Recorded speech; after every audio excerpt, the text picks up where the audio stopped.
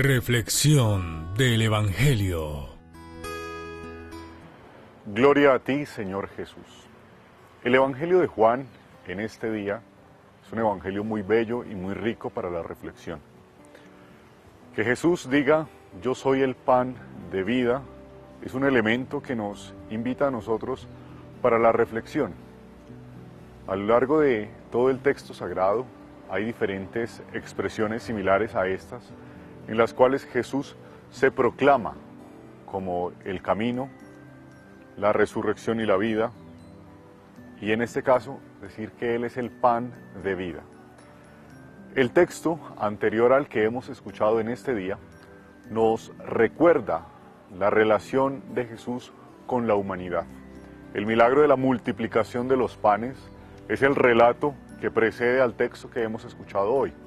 Y entre este texto de la multiplicación de los panes y el hecho de que Jesús se proclame como el pan de vida, nos presenta la Sagrada Escritura una disputa entre los judíos que estaban persiguiendo a Jesús ante los milagros que hacía, y el texto que hemos escuchado hoy es la respuesta que Jesús da a esa situación de inconformidad que la humanidad, representada en los judíos de la época, ve en Jesús, como un hombre, como cualquiera de nosotros, puede hacer esos signos, esos prodigios, cómo puede multiplicar los panes, dar a comer a la gente. Es un motivo que supera nuestra lógica humana, la comprensión del mundo. En el Evangelio que hemos escuchado hay tres momentos. El primero, la voluntad de Dios. El segundo, el querer de Jesús, la palabra que nos invita a unirnos a Él. Y el tercero, la respuesta de Jesús a la humanidad y la respuesta de la humanidad a Jesús. El primer aspecto nos recuerda que todo procede de Dios, es un elemento teológico muy fuerte. Recordar en el Génesis, en la historia de la salvación, en el Antiguo Testamento y también en el Nuevo Testamento, diferentes pasajes nos invita a nosotros a recordar lo que hoy concretamente se proclama en este Evangelio, que todo procede de la voluntad de Dios. Muchas veces en la vida práctica, en nuestra vida cotidiana, creemos que las cosas las hacemos bajo nuestro libre albedrío, porque tengo la voluntad o el deseo de obrar de una o de otra manera, soy autónomo en esas situaciones. Sin embargo, de fondo, en todas estas realidades de la vida y situaciones, está la presencia de Dios, la gracia de Dios que nos motiva, que nos impulsa, que nos debe llamar a servir y a seguirle. En esta lógica de relación, nosotros debemos recordar que antes de nuestra voluntad humana, muy terrena, movida por los sentimientos, las pasiones, los deseos, muchas veces impulsiva, con respuestas de momento, o por la situación o por el sentimiento que nos mueve en una situación particular, debemos recordar que antes de todas esas voluntades nuestras, muy humanas, está la voluntad de Dios que cobija nuestra vida, que nos debe motivar e instruir en esa relación, a no dejarnos llevar por nuestros sentimientos, sino a descubrir la voluntad de Dios, a meditar, a buscar un momento de calma en medio de esas dificultades o situaciones poco álgidas o fuertes, recordar que debemos hacer siempre la voluntad de Dios. ¿Y cómo saber cuál es la voluntad de Dios? Para no anteponer nuestra voluntad humana, la oración es un buen elemento. La oración es el diálogo con Dios, es tratar como con un amigo. Y en esa relación de amistad podemos descubrir cuál es la voluntad y el querer de Él.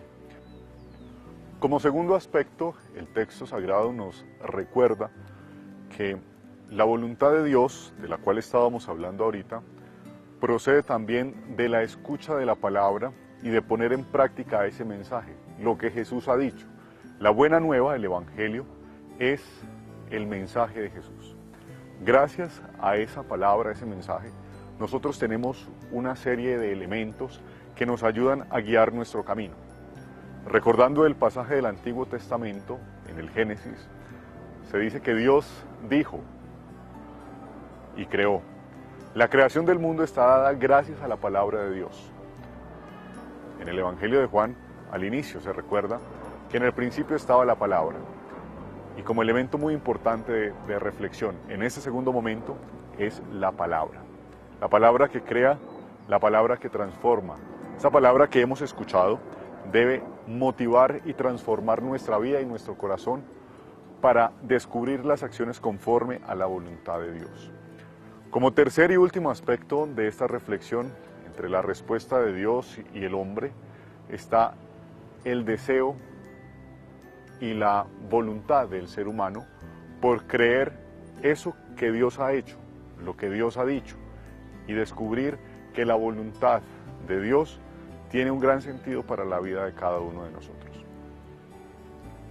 Que Jesús sea el pan de vida nos remite también a un texto sumamente eucarístico, la fracción del pan, el darse, el compartir.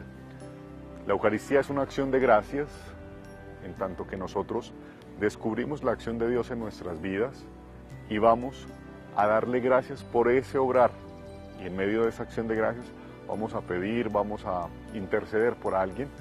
Sin embargo, no olvidemos que la acción propia de la Eucaristía y de nuestra vida de fe se basa en la autonomía de cada uno de nosotros, en el creer libremente, en el aceptar esa voluntad de Dios, en el descubrir en la palabra esa voluntad que Dios quiere para nosotros, que dentro de nuestro contexto espiritual, que dentro de nuestra vida de fe podemos descubrir qué es hacer el bien, evitar el mal. Debemos también descubrir que la Eucaristía como compartir nos invita a nosotros a asumir esas actitudes de Jesús, que es el pan de vida, es el alimento que se da, un alimento de vida eterna.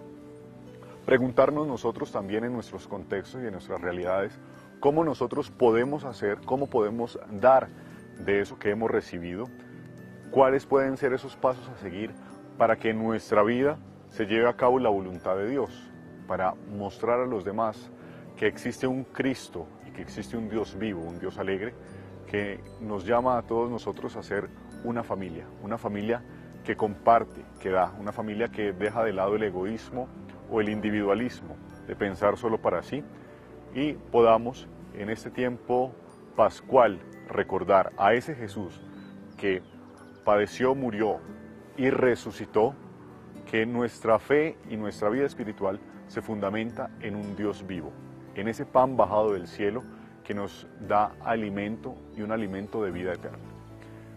Con esta motivación, queridos hermanos, quiero que durante este tiempo pascual redescubramos la alegría de un Cristo vivo, de un Cristo que no ha muerto, que ha muerto pero no se ha quedado muerto, sino que ha resucitado. Que Dios nos bendiga en este día, que podamos descubrir la voluntad de Dios y llevarlo a nuestra vida. En el nombre del Padre, del Hijo, del Espíritu Santo. Amén.